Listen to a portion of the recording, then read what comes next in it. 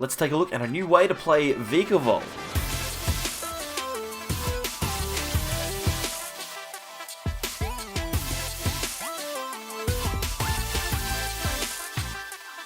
Welcome back, everyone, to more from the Sableyes. I'm Mitch, and today we're going to take a look at Vikavolt with Parasect. This deck has come from Nick Robinson on Twitter. If you want to check him out, there's a link down below in the description, as well as the list of the deck we're going to check out today. It's actually a really cool way of trying to lock out your opponent from using items. It's got some cool potential. It's not necessarily a top tier list, but it is a lot of fun, so we'll check it out in just a second. But before we do, if you haven't already, please consider subscribing. It only takes a second, and only about 30% of people who watch my stuff do subscribe, so that would be great if you could check that out. That would be brilliant. Like the video whilst you're there. The more likes the video gets, the better off we are.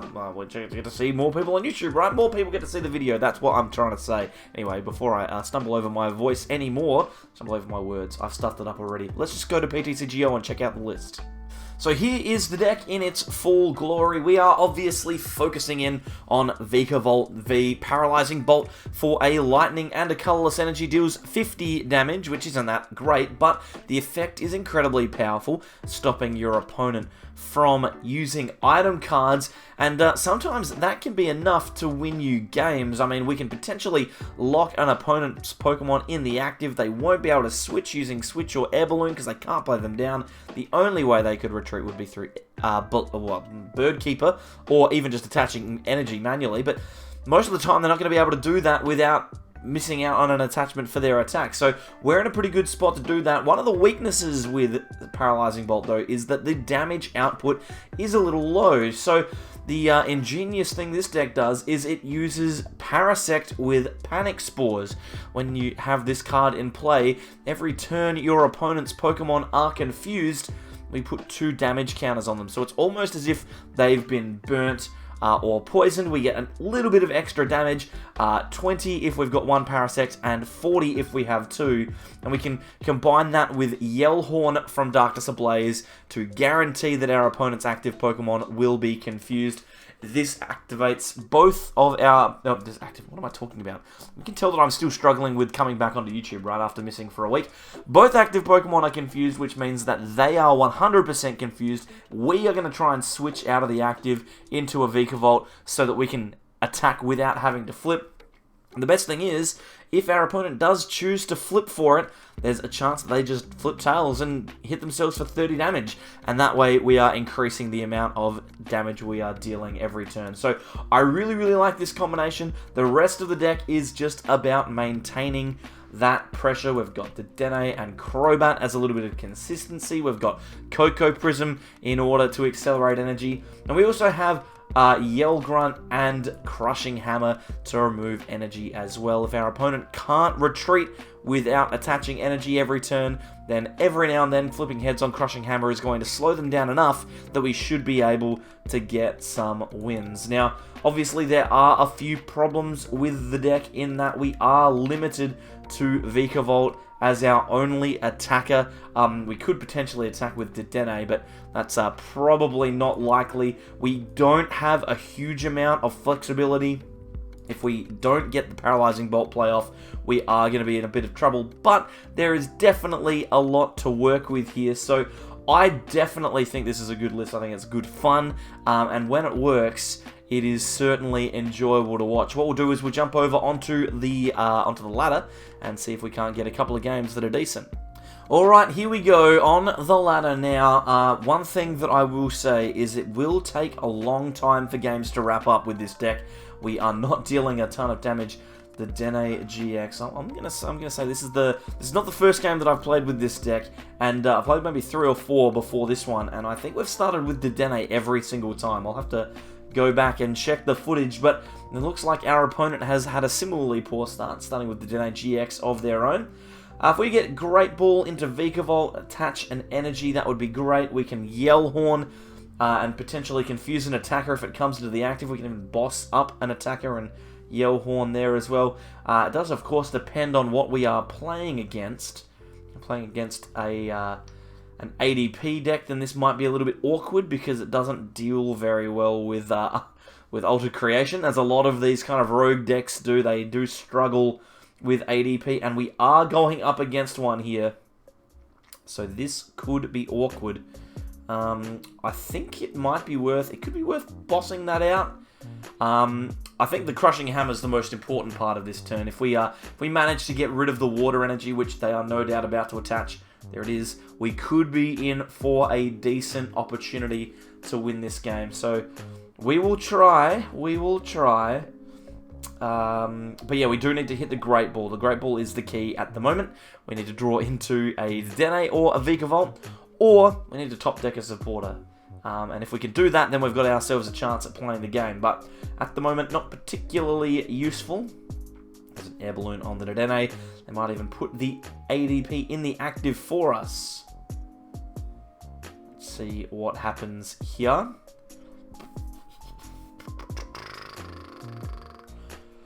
Just taking some time. I'm just looking at my head. Good grief. How do I allow myself to leave the house? Too many Jillikers. Dedenne. It's the second Dedenne and a Chaotic Swell. We're not too worried about that. It's not going to impact us too much. As I said, the Crushing Hammers are the important bit here. We've got a 50-50 shot for each Crushing Hammer. It's a 75% chance one of these can remove that water energy. And if we manage that, then that would be beautiful. It looks like the Quick Ball here. Probably grabbing a Zacian. Get rid of a boss's orders. That's a bit awkward, but obviously ADP decks have heaps of gust, so they won't be too upset about that. They'll grab the Zacian, they'll play that down, and then Intrepid Sword, I imagine. Seems like a pretty solid turn from them. They've even got a Crobat for 4. Fair enough. Yeah, that's a bit disappointing. They've gone through 27 cards in their deck. No, 21 cards, because 6 prizes. 21 cards already, and they've found Metal Saucer as well. That is disappointing. Just wait and see here what our opponent is planning on doing. They're going for more wild, so they're going to have a look at our hand. That's good for us. It means we don't have to worry about another accelerating, extending kind of card like the Dedenne or Crobat. They cannot play that down. They do manage to find another energy, though. That's a bit disappointing. We've got 2 Great Balls. Okay, let's play these and see how we go. No Pokemon there. That's upsetting. Try again. Okay, we've got a Vikavolt. That's not the end of the world. I mean, it's not great. We are not in a strong position here. Let's play these Crushing Hammers. See if we can't get a heads. Beautiful. We'll get rid of that water energy off of the ADP. I think I just pass. Yeah, at this stage, I don't think we really need to do too much more. Their best play is to GX in our face. They have Energy Spinner, so they can go for the next water energy. But traditionally, ADP decks only play 2 water. So if we can manage to flip heads on our Crushing Hammer in hand, we might actually be able to lock the ADP in the active without them being able to attack with Ultimate Ray. They may also choose to just attack with Zacian this turn, knowing that we didn't do a huge amount could potentially encourage them to do that. They may also miss the Energy Switch. That's obviously a very important card. So if they miss Energy Switch and they do have Metal Saucer, they might get an attack off. If they have neither of them, I'd be very surprised. But pretty happy that that Mawile's down, to be honest, because there's not a huge amount of flexibility for them at this stage. They are in a bit of strife. But then again, so are we. We're going to struggle, because our hand is dead, our board is dead, we've got nothing to do. We have to hope for a top deck. Just depends what our opponent chooses to do here. Air Balloon onto the ADP, and they're recognizing that they don't want to get that locked in the active. Let's see what they choose to do. Do they have the ability to switch those energies around? Or are we just going to Intrepid Sword? It is just the Intrepid Sword. Hopefully we top deck something useful here. Let's see what we get. Oh, a Marnie. Okay, so we're doing something. Let's Crushing Hammer. We miss. We will just play Marnie. We're looking for a switch and an energy. That would be great. Bird Keeper at the moment doesn't do the job. We may just go for a Dedenne if we have access to one here. Let's have a think. Do we attach this energy? There's a part of me that doesn't really want to, because we might be able to get some value out of a Tapu Koko, but At this stage, I'm feeling okay. We'll probably Dedenne. We may as well play this Yell Horn. It doesn't really achieve anything for us, but we're about to discard it anyway, so may as well get rid of it. There's Air Balloon, so we have access to our Vikavolt this turn, but unfortunately, all of the pieces are there for my opponent. They can just attach to Zacian and knock me out, which would be incredibly frustrating. If they do that, though, we have Yell Horn and Switch and Research, so we might be able to kind of drag this one out a little bit. Potentially lock the Zacian in the active if we can find Tapu Koko Prism. I think the best thing for us is that they've had a very slow start. They haven't been able to do too much. Okay, they're going to go for the GX attack by the looks of it. It's fair enough. Spring in Australia at the moment, and my hay fever is going crazy. I hate it. That's why my voice is a little bit croaky. My nose is horrific, but that's okay. Taking me Zyrtex. My hay fever stuff. Fun times. You're all very excited to hear about it. I'm just going to sit back and relax and wait and see what my opponent chooses to do here. They're going to retreat into the ADP and then GX, but they're going to pretend like they're doing something else here. They're going to use Professor's... They had 2 energy switch in their hand there. They must have Intrepid sorted into them, because there's no way they don't GX last turn if they have access to that.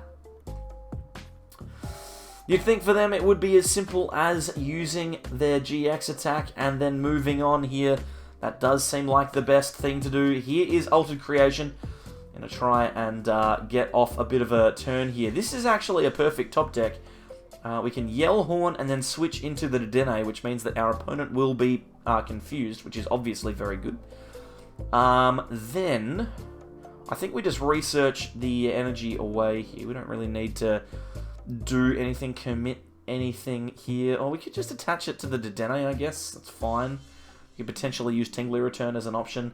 I immediately regret doing that. I don't think it was a good idea, but it's happened now, so that's fine. We've got another Vikavolt. We can Quick Ball, get rid of the second Vikavolt. Let's start getting some Parases. No, we didn't manage to find the Tool Scrapper there, which is disappointing. So they will be able to retreat into something else here if they like. Yeah, I'm not a massive fan of that. Yeah, I shouldn't have attached to that Dedenne because I knew I shouldn't have done that. I don't know why I did it. That's okay. Let's just Paralyzing Bolt. We'll lock him in the active. Hopefully they can't get out. Oh, I mean, they can just retreat into a Zacian, which will knock me out and take 3 prizes. That would be bad. But from there, we can at least get a second Vikavolt going. So that's not bad. That's not bad. The issue that we're going to have is that we aren't going to have access to enough confusion stuff. Although, to be fair, if they retreat here with the ADP, discard the medal, they'll go into the Zacian, knock me out. I can then attack with Paralyzing Bolt. They won't be able to switch, they'll have to retreat, which means they can't attack. They may choose to leave the Zacian in the active, and then we can potentially get a knockout with Super Zap Cannon. So it's not the end of the world. It's not the end of the world. They are taking a long time to make these decisions, though. I will say that much. What's your plan? Cat Snow? There's the retreat, so they are just going to go for the Brave Blade. I think that's a fair decision. We have the perfect response in hand. There's the Brave Blade. We will put the Dedenne into the active. Hopefully we can get some paralysis, or some, not some paralysis, some confusion going. Haven't really shown off that Parasect too much. But that's okay. We've got Chaotic Swell, that's useless for us. Let's Speed Lightning. There's the Tool Scrapper. Okay. And we've got another Paras. We can play that one down as well. We'll try and get some extra bonus stuff going. Let's play the Tool Scrapper, get rid of the 2 air balloons on my opponent's side of the field. I don't like them having those. Let's research. We'll see what we can find off of the research here. Cape of Toughness is not enough, but we do have the Dance of the Ancients. There's also there's a world where we use Dedenne-GX to use Tingly Return here, but I do prefer, I think, Oh, it's so tempting. I do prefer the Paralyzing Bolt because it means that we can try and lock that Zacian in the active. He could retreat, but he has no way of attacking next turn. He can't accelerate energy because he is Paralyzing Bolt locked. So no items for him. He could choose to leave the Zacian in the active, which means we can Super Zap Cannon next turn. I think the worst thing for us is an attachment to the ADP and then an Intrepid Sword, to be fair. I think that's probably the worst thing that could happen here. We are a long way off winning this game.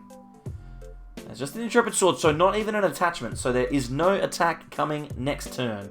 We are in a good spot. And that Yell Grunt is actually really perfect. Let's just Speed Lightning first. We'll see what we can find. That Crushing Hammer is arguably better. Hopefully we flip heads. Yes, we do. Oh my goodness. Okay, let's get rid of that energy. Then I think we can Marnie and put ourselves in a spot where our opponent has a very small hand. We knock out the only attacker in play. That is incredibly good for us. And we have Boss, so we can lock something in the active next turn. There's a part of me that wants to reset Stamp as well. We could just hold that. Although, to be fair, I don't think there's ever going to be a time when we get punished for playing it. We do need energy next turn, but we've got Quick Ball for Crobat. Let's play the reset Stamp. We'll reset them down to 3 cards, give them even less of a chance. And then Super Zap Cannon will take 2 prizes. We need to find an energy next turn. They can use items now, but they don't have an attacker just yet, and they've got a very low hand size. So I'm feeling pretty comfortable. We just need to find an energy. If we find energy, then we're going to be in a really, really strong spot to lock our opponent's items from being used. Just depends on what they choose to promote here as to what our method of play is going to be. There's no access to Air Balloon anymore. 3 cards, they're going to promote the ADP. So all likelihood is that they are not going to be able to do anything this turn. We'll try and get ourselves a Gust on something that can't retreat easily. That's my game plan here. Oh, they're just conceding. They've got nothing. There we go. So we didn't really get to see Parasect there, but in the end, Item Lock was enough to slow our opponent down enough to stop them from being able to compete in that game. To be fair, I don't think that ADP deck had necessarily the best time of it, but you know that's okay. We take what we get, and we'll play ourselves another game here. Turco Menem is calling the coin flip, and he's taking some time. We've lost. Okay, no worries. So we could potentially get a turn 1 item lock off here if everything works out for us. We have Tapu Koko already. That's fantastic.